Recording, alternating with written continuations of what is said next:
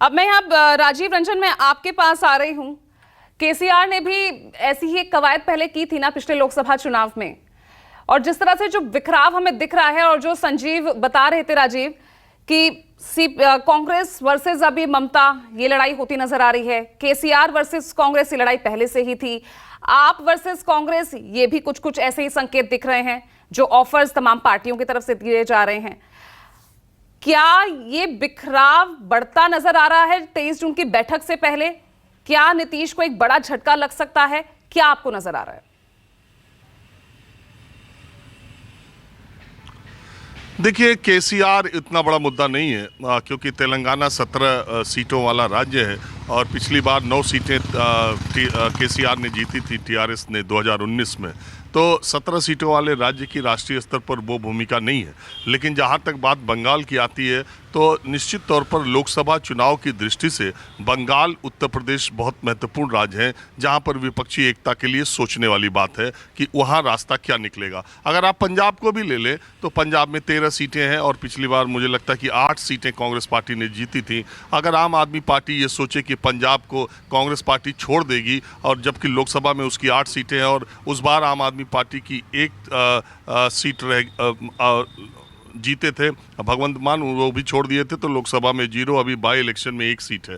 तो इस आधार पर लोकसभा के चुनाव के आधार पर जो आम आदमी पार्टी का कहना है कि पंजाब दिल्ली आप छोड़ दीजिए, तो 8 सीटें जो 13 सीटों में से जिसकी होगी वो कैसे छोड़ेगा।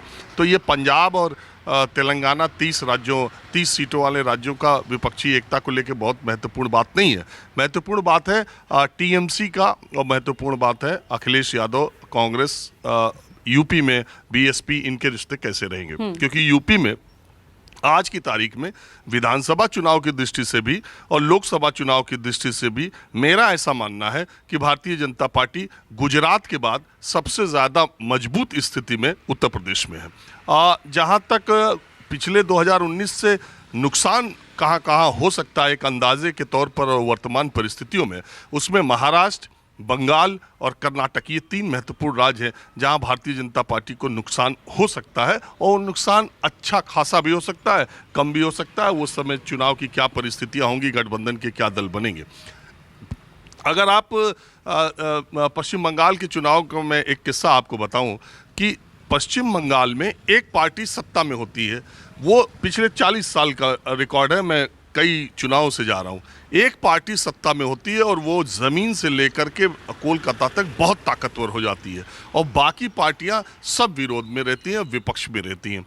जो स्थिति एक समय में सीपीएम की थी, आप यकीन मानिए कि मैं 2006 के इलेक्शन में, मुझे जहाँ तक याद आ रहा है, मैं गया था, तो गांव-गांव में सीपीएम के पार्टी ऑफिसेस खुले हुए थे, 2-2 कमरों के, और 2-2 कमरों के उसमें फुल टाइमर सीपीएम के वर्कर रहते थे, और गांव के लोग किसी भी सरकारी अधिकारी कर्मचारी के पास काम कराने नहीं जाते थे, वो सीपीएम के ऑफिस में जाते थे। और ब्लॉक लेवल पर था, तहसील लेवल पर था और डिस्ट्रिक्ट लेवल पर था। यह सीपीएम का वो ढांचा और वो सांचा देख करके मुझे हमेशा ये लगता था कि सीपीएम को कोई नहीं हरा सकता। लेकिन एक महिला ममता बनर्जी ने अकेले दम पर कमाल कर दिया और 2011 में वो जीत गई, 16 में जीत गई, 21 में जीत गई। अब क्या हुआ, वही पार्टी मैं जाता हूँ तो मैं देखता हूँ गांव में वही पार्टी के दफ्तर जो सीपीएम के थे, अब उस पर टीएमसी का झंडा लग गया है। तो अब जो विपक्ष का वहाँ पर मामला है, इस बार के विधानसभा चुनाव में सब जैसे गांव में आप जाइए तो लोग कहते थे जो पहले वाम था वही अब राम है।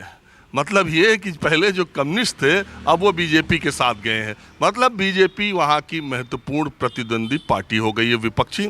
मेरे समझ से कांग्रेस पार्टी और सीपीएम का मामला पश्चिम बंगाल में बहुत ख़राब है। एक तरफ से ममता बनर्जी है, दूसरी तरफ से बीजेपी है। इस ज़मीनी हकीकत को अगर वामपंथी और कांग्रेस समझने में कामयाब हुए तब तो पश्चिम बंगाल में कोई रास्ता निकल सकता है, क्योंकि ममता बनर्जी नाराज इससे बहुत ज़्यादा है कि त्रिपुरा के चुनाव में सीपीएम के साथ कांग्रेस ने समझौता कर लिया, जबकि ममता बनर्जी वहाँ अच्छे से चुनाव लड़ना चाहती थी। हालांकि त्रिपुरा के लोग ये कहते हैं कि सिर्फ नेशनल पार्टी बनने के लिए टीएमसी त्रिपुरा जाती है।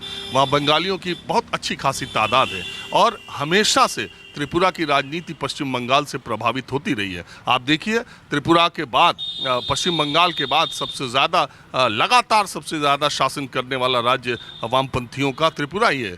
लेकिन वो गढ़ तोड़ा प्रधानमंत्री मोदी की अगुवाई में बीजेपी ने, तो सीपीएम वहाँ पर मजबूत पार्टी थी, लेकिन उसने कांग्रेस से समझौता कर लिया और ये बेमेल समझौता है। ममता बनर्जी ये चाहती थी कि टीएमसी के साथ कांग्रेस आए त्रिपुरा के चुनाव में तो आगे, लेकिन ऐसा नहीं हुआ।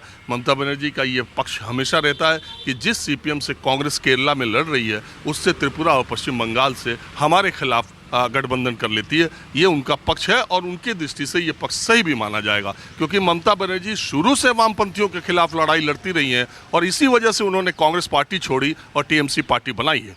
तो कुल मामला विपक्षी एकता का मुझे लगता है कि पश्चिम बंगाल और उत्तर प्रदेश में ज़्यादा महत्वपूर्ण है। ये पंजाब और तेलंगाना कोई बहुत ज़्यादा महत्वपूर्ण नहीं भी है। और दूसरी बात यह है कि तेलंगाना की राजनीति में इसलिए भी केसीआर को छटपटाहट है कि उन्होंने अपना कार्यकाल पूरा करने के बाद इसी साल लास्ट में विधानसभा के चुनाव होंगे और केसीआर तेलंगाना तक सीमित वैसे ही है जैसे टीडीपी आंध्रा तक सीमित है। तो कांग्रेस पार्टी ने तेलंगाना बनाया जरूर, लेकिन आंदोलन केसीआर ने किया था। तो टीडीपी और कांग्रेस का समझौता पिछली बार हो गया था। ये माना यह जाता है कि तेलंगाना के लोग ये मानते हैं कि चंद्रबाबू नायडू यानी टीडीपी एंटी तेलंगाना मूड की पार्टी थी, लेकिन अब वो राज्य अलग हो चुका है। ठीक उसी तरह से जैसे समाजवादी पार्टी को उत्तराखंड में लोग मानते हैं, तो वो अब कांग्रेस ने उसके साथ समझौता कर लिया, जबकि कांग्रेस ने तेलंगाना बनाया था। बुरी गति हुई पिछले चुनाव में, लेकिन इस बार कांग्रेस पार्टी एक ताकत के तौर पर उभर रही है और बीजेपी भी वहाँ एक नगर निगम के चुनाव हैदराबाद में आपको मालूम है एक ताकत के ओर उभरी है। इसलिए केसीआर बीजेपी और कांग्रेस से समान दूरी की बात कर रहे हैं। ठीक है राजीव।